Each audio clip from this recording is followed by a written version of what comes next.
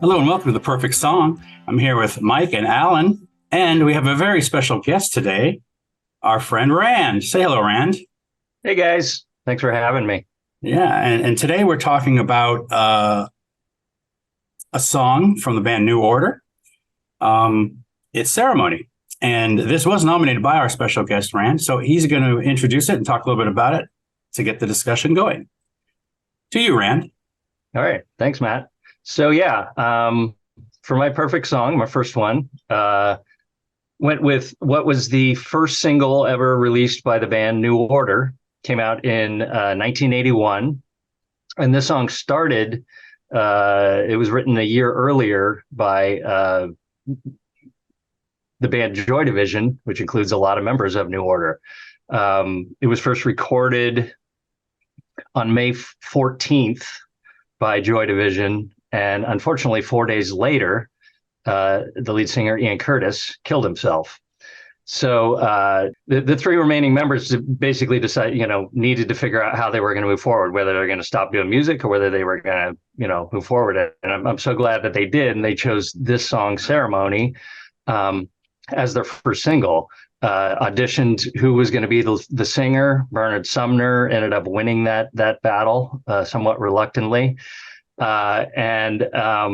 They recorded a new version of it in March of 1981 and released it as their first single.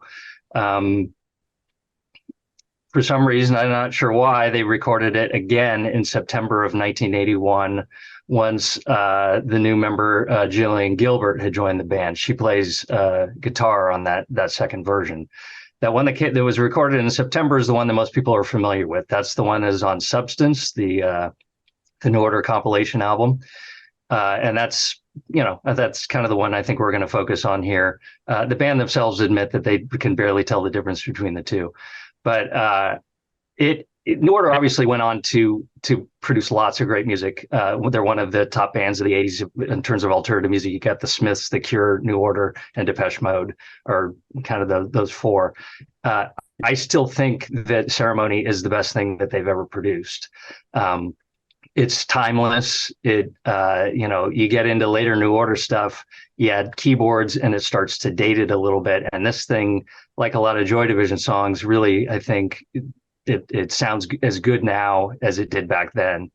And a big part of it, of course, is Peter Hook and his bass playing. I mean, this guy just basically redefined what you could do with a bass guitar rather than just providing rhythm. He's almost playing lead on a lot of stuff, including the very beginning of this song, Ceremony. This is the first thing we hear is this high-pitched bass. It sounds nothing like a bass that just really draws you in. The song kind of sounds like an engine trying to start, it kind of kicks in and before it really gets rolling. And I really love that, the way it builds the tension.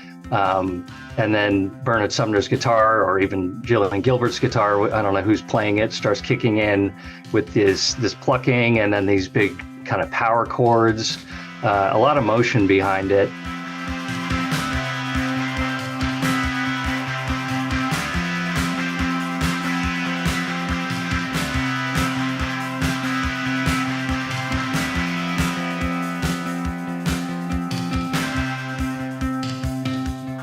I got to admit, Joy Division, New Order, the lyrics are often lost on me. They're often deep in the mix. There was one line in what I'm calling the chorus of this song. Heaven knows it's got to be this time, which is really the emotional draw, I think, in this song. And it's always the one that sticks with me.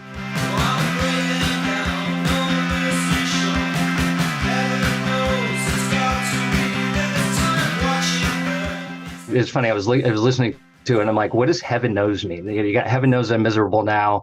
Heaven knows it's got to be this time. Why does heaven have to know something? It's a very strange phrase. Yeah. Just great musicianship, great production by Martin Hannett. Stephen Morris's drum patterns are always like really unique. So just fantastic playing by the band. And like I said, just timeless and a great emotional tune. Cool. Yeah. Yeah, that's a great intro. Let's talk a little bit about the versions. You mentioned the version we are sort of, again, they're very similar, but the one we're talking about is from the second recording on Substance. I did find the first recording. It's on the Singles compilation, which is also which is on Spotify if you do Spotify. Yeah, it's pretty similar. Certainly the production is different. I think the beginning drums, when the drums come in, is a little different on the Substance version. The second version, it's kind of separated more. And I don't know which one I like better. As a personal note, I have the 12-inch, like I have the singles. I had the singles of both of them, both versions. I had the green one and the blue and white one. Now I only have the blue and white one. So someone stole my original Ceremony 12-inch, and I'm going to find them. Me. I don't know where it went. Don't look through my record collection though. But yeah, so two different recordings, and so yeah, let's talk a little bit about our impressions of it. Like if we can remember, like how we reacted to it when we maybe first heard it. Not specifically when we first heard it, but like early on, back when we were young gentlemen. How about Ali? Why don't you go? What are your sort of thoughts on the song? Well, so one of my thoughts, and of course there's a very good reason for it, is that it is the most Joy Division sounding New Order song that there is, because it was written by Joy Division. It has that quality of a lot of Ian Curtis's lyrics, where there's like a phrase repeated over and over, especially towards the end. A very simple phrase, avenues all lined with trees. And things like that. And I think it is, as Rand mentioned, it's a very uplifting song. It is a very emotional song. It's hard for me to divorce my knowledge of what was going on then with the band from the song. So I'm just not going to bother trying. But there is that sense of coming out of something bad and looking toward the future with hope. Yeah. How about you, Mike?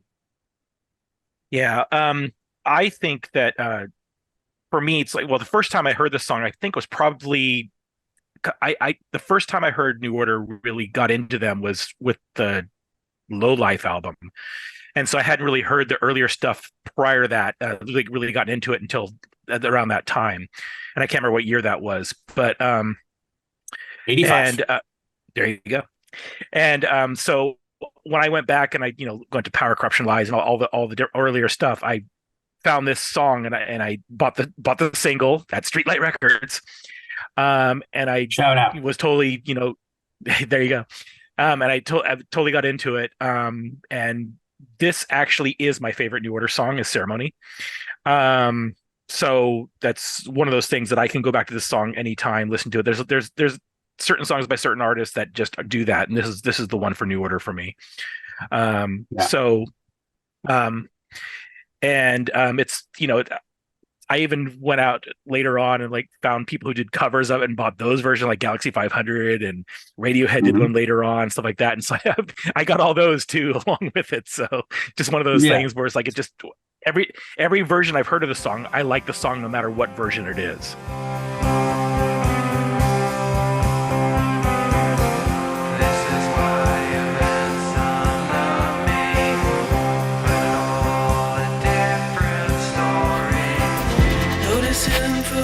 Are turning, turn again and turn towards this time. All she asks is strength to hold me. Then again, the same old story. Travel so quickly, travel fast and lead towards this time.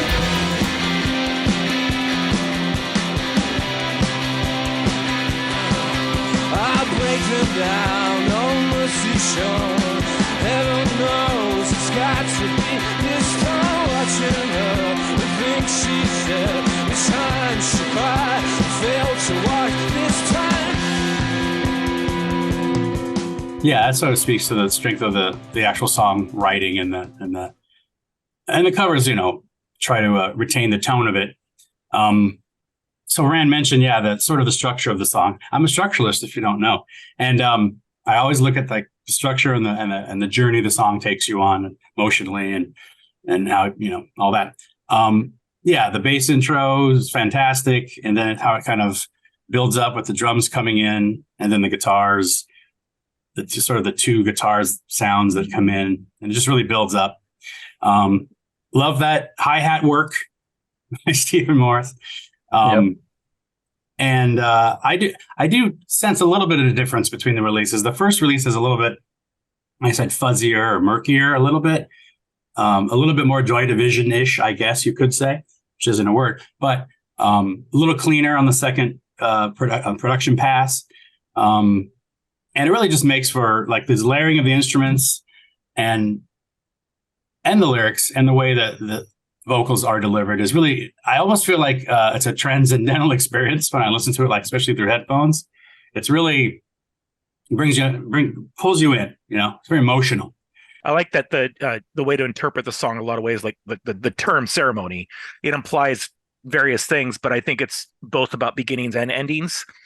And that's what I like about a song like this, where it is about death, but it's also about birth and about new beginnings. And it really was a good calling card for New Order, their first single, to be something that stands out, kind of thing. And it's a new birth for them as a group. It was really appropriate. Appropriate sort of a bridge to New Order. It's a classic example of a New Order song that doesn't have the word ceremony in it at all, but that's the title of it. They have so many songs where it's like, why did you decide to call it that? 99% of their songs are that. Mr. Disco, And I don't know what the in terms of them playing it live. I think a lot of us were at that show in Oakland in '85, the Low Life tour. I don't remember whether they played it then or not. Maybe they did, but I feel like it was a song that kind of dropped out of their live repertoire for a while, which I don't know why they would do that. But and I was always worried I was never going to be able to hear it again played live.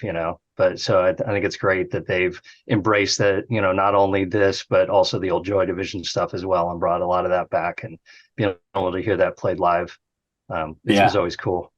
Very cool. I read something in the research, and you guys let me know if you read this too, that, in that period where, Joy Division performed this song, it's on the Still album, they do it live.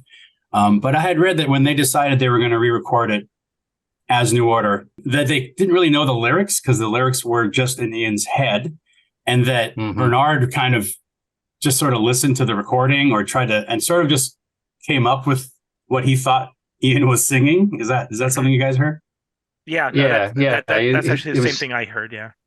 Yeah, he actually had to run it through an equalizer to try and kind of like pull, because the vocals in the recorded versions were all just like really buried and very deep in the mix. And so, he tried to equalize it to pull them up a little bit. And ultimately it's an interpretation. It may not even be what Ian actually wrote.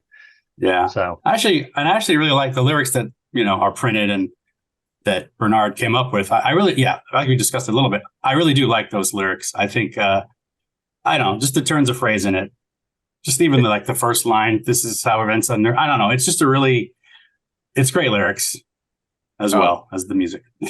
Yeah, I agree. As a matter of fact, it's funny.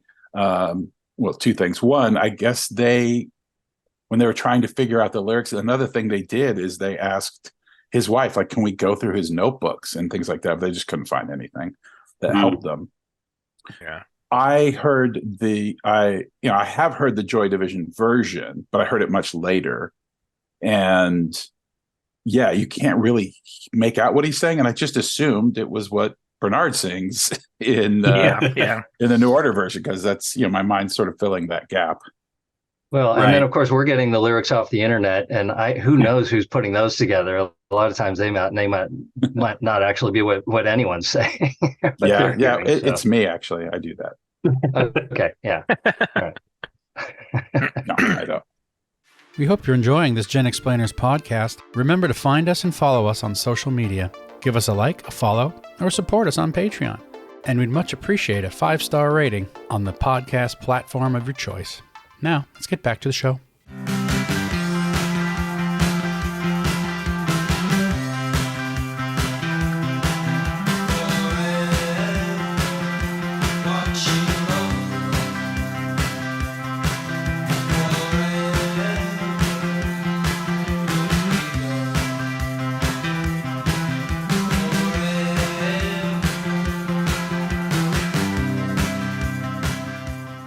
Okay, so this was nominated by our special guest, Brand. So why don't we let him start? I think we know the answer, but is this a perfect song? Yeah, I mean, I'm going to categorize it, say it is a perfect first single, and in that regard, it is also, I think, a perfect song. Okay, how about Mike? I do think it's a perfect song.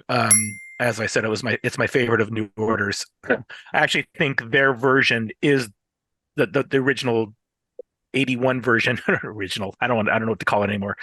The 81 version that they recorded, I think, is the best version of the song still. And it's my personal favorite. I love Joy Division, but I just think that Bernard Sumner's voice suits the song better. It's a little bit more hopeful, and I also just think it's a great song. But yeah, I do believe it's a perfect song. All right, Al. I agree. It is a perfect song. It's this, all of the instruments they sound so like far apart, but coming together. It's sort of forlorn, but also hope. It's just a beautiful, beautiful song. It's my favorite New Order song. So yes, 2 thumbs up. All right. And I will say it is the worst song I have ever. No, it's No World in Motion. Okay. So honestly, yes, it definitely is. I mean, this is one of the songs, and I've said this before, but we're just sort of hitting them. When I first thought of, perfect song, what would I choose? This is in the top first batch that I thought of, Ceremony. It's actually not my favorite New Order song. It's maybe second. My favorite is actually Temptation, from a very specific recording of Temptation, though, which is not, I can't find anywhere. Actually, that's not true. It's on the that little EP, that 5-song EP, right? Yeah, the 5-song EP. I have the vinyl, but you can also get that 5 songs are on a bonus CD on the Movement, a very specific special edition of Movement, which I have. But it says recording of Temptation. This show's not about that. It's my favorite New Order song, but this one probably second, Ceremony. And yes, it is a perfect song, and there's no qualification to it. It just is. This is one of my favorite songs as well. So we all agree. I would have thought your favorite New Order song was Fine Time. Fine Time. No, I'm trying to think. You got love technique. Digital Sheep. All right. Well, there you go. What? Oh, it's just you and your New Order jokes. Yeah, I know. New Order jokes. Hilarious. All right. Well, I mean, if anyone listening has not heard the song, go listen to it. And again, this is one of those songs, and most of these songs, maybe all music, try to listen to it like, through headphones or through nice speakers, because it really just, it really shines when you can really hear everything, all the layering and the awesome production. Martin Hannett, we'll mention Martin Hannett, big producer of the day. He did both versions. We did this version we're talking about, and check it out.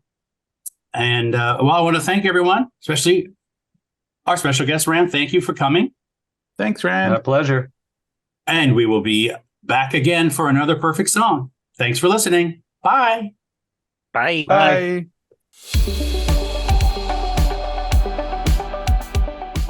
Thank you for listening to this GenXplainers podcast. Follow us on Instagram and friend us on Facebook. Just search for GenXplainers. And find us on Patreon, where you can support the channel and gain access to extended cuts of the podcast as well as exclusive bonus content. See you next time.